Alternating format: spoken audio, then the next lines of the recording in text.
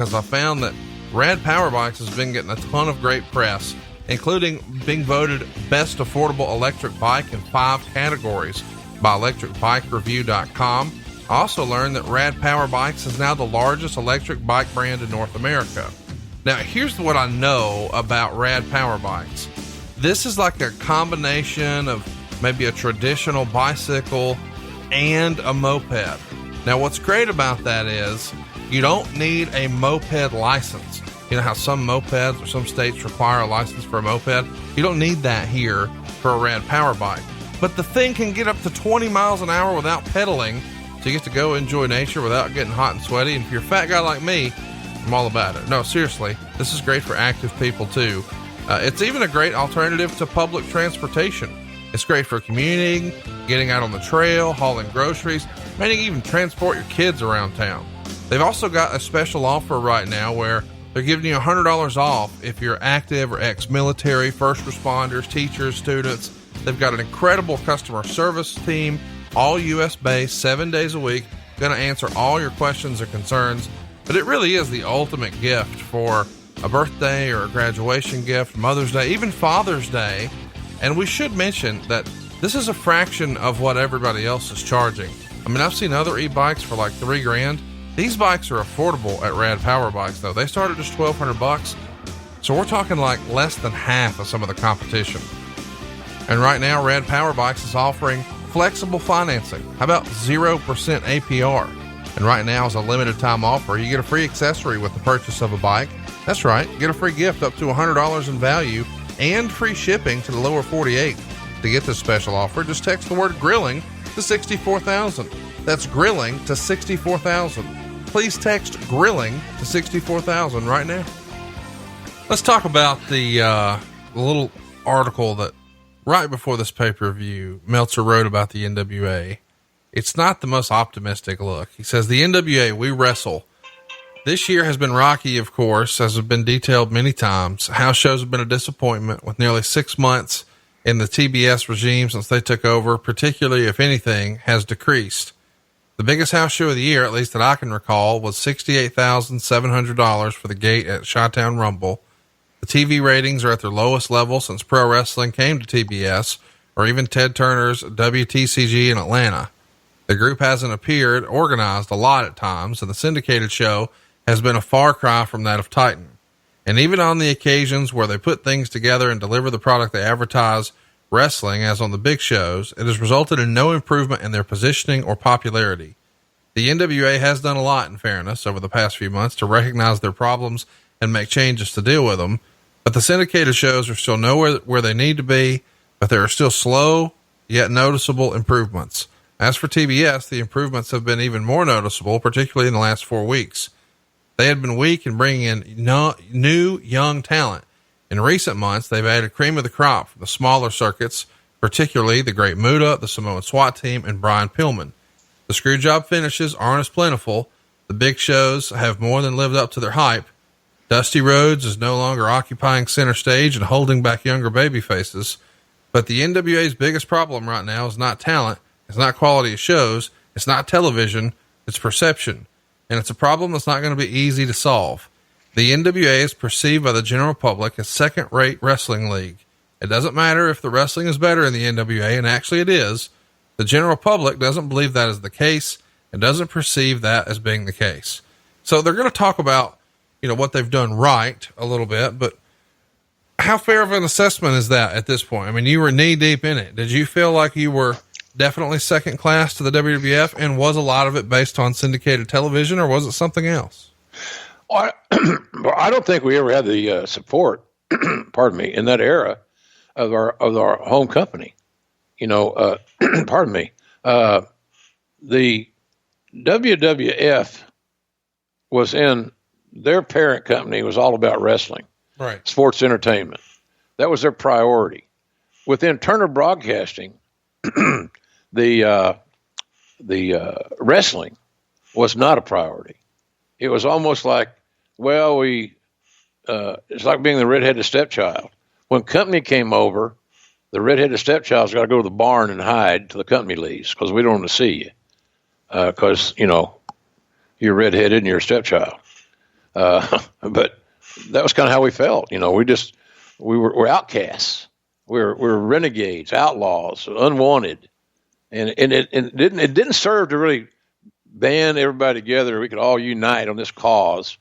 It was still overwhelming that we had this great company that could really make this thing work if we got their cooperation.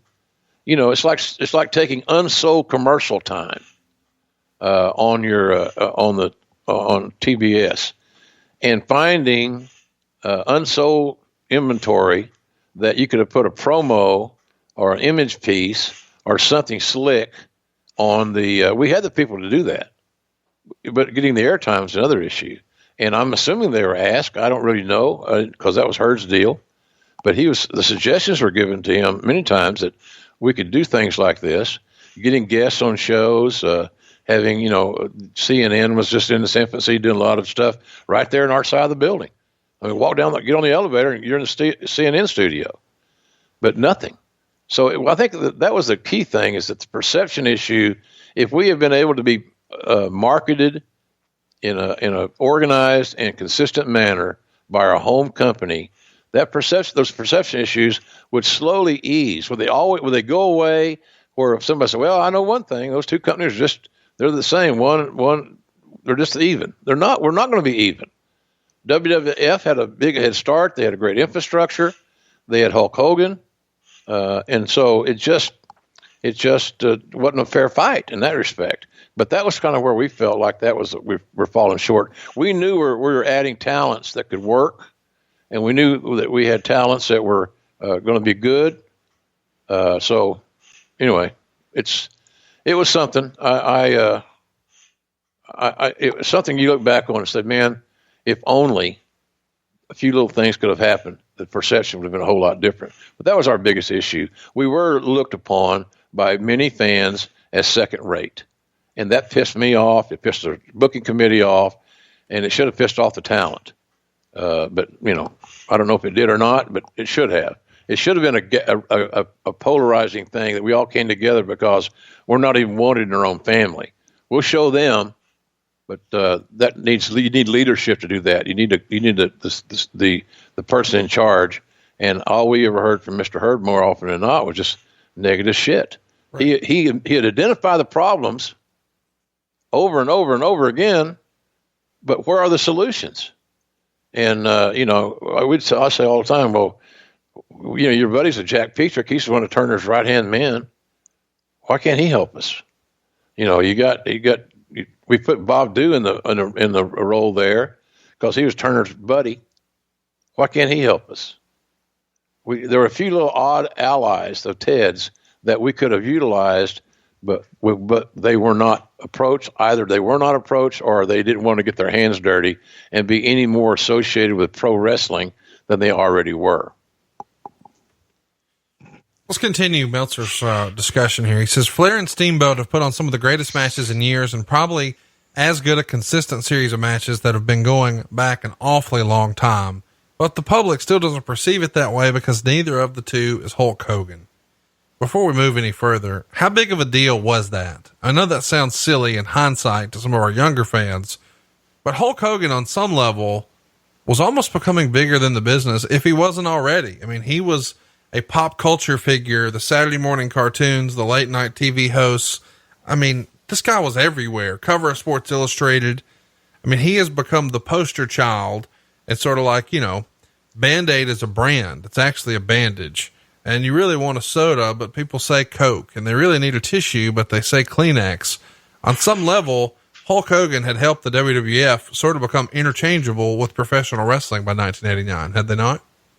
Absolutely. Yeah.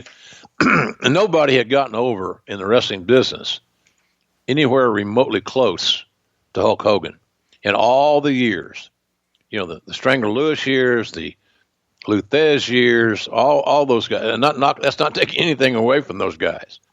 It's just the fact that the times are changing, the society, because you mentioned the key word, pop culture. That was a new term. Yeah. That was a new term. Now it's part of the vocabulary of a lot of things.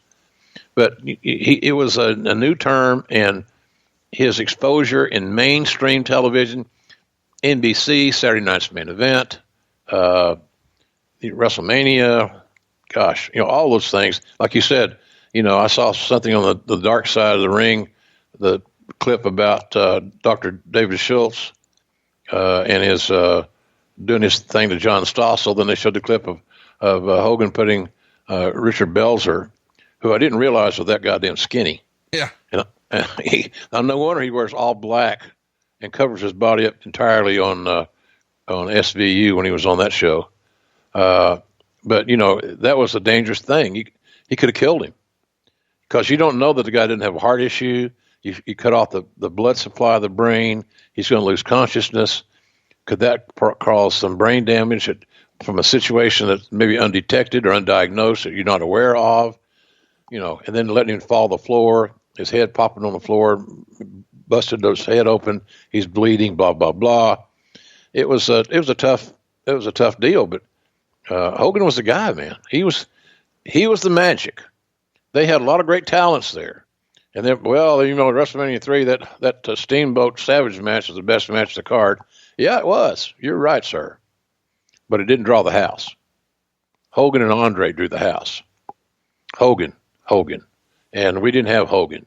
We didn't have seemingly didn't have the patience or the esprit de corps to identify one young stud like Sting and make him the R Hulk Hogan. It just never got to there. So Hogan was a huge difference maker, and I believe that until we got some talents over, that number 2 spot was ours for the taking. But it's a far journey from number 2 in pro wrestling in that era to number 1 being WWF. Let's keep going with Meltzer's breakdown. He says, now let's get to the May 7th show in Nashville. It's pretty well acknowledged that this event isn't going to be any kind of pay-per-view blockbuster. Judging from the past 3 big shows, it'll probably have good to great matches. The main event may be another match of the year caliber event. I know a lot of changes are going to be made over the next 3 months to change the focus and direction of the promotion, and many significant changes will be taking place on the pay-per-view show. A lot will happen. But from watching the television, I've yet to get the quote unquote impulse to buy the thing. Coming this soon after WrestleMania doesn't help because the public is half hyped out on mega shows. Even more, a great percentage may be temporarily burned out as well. An awful lot of people spent $25 to $30 on WrestleMania and will probably get the bill just a few days shy of the Nashville show. An awful lot of them probably didn't feel they got $25 to $30 worth of entertainment value. And additionally, Flair versus Steamboat is nothing new. While the matches have been excellent, the hype, particularly in the last 2 weeks, has been dreadful. Flair is doing some of the best wrestling anyone has seen in this generation, but for a guy who has made a reputation of doing great interviews, his promos have been major disappointments of late. Steamboat has never been considered one of the world's greatest talkers. He probably could have been effective in this role because in his role as the down-to-earth, honest babyface who more or less gives shoot interviews, he presents a great contrast to a super talker. But the contrast isn't there this time. There has been no personal issue, and the belt itself isn't strong enough, and certainly not for a third meeting. I pretty much got May 7th pegged as a hot actual event, which will do the smallest pay-per-view business of any show with the exception of Super Clash 3 and some of the early events that didn't have national coverage. What do you think about the breakdown here that maybe Flair wasn't on his game promo-wise, maybe fans are burnt out, but Meltzer's predicting that this is not going to be a bonanza, and that certainly seems to be the case. Yeah, well, I didn't remember Rick's promos hitting a lull during that last build. That's news to me. I've always thought Rick's promo work was diverse and effective. It never was always the exact same thing. Yeah, you get a woo and you'll get a sexual innuendo of some sort occasionally or frequently, whatever. I never thought his work suffered. Steamboat was just not a great promo guy in the sense of a charismatic, over-the-top, key term, over-the-top promo guy. That's not his style. It would have come out as very unnatural and very plastic. So I don't know if I buy into that promo thing. I think that when you have you got to create an angle, got to create a story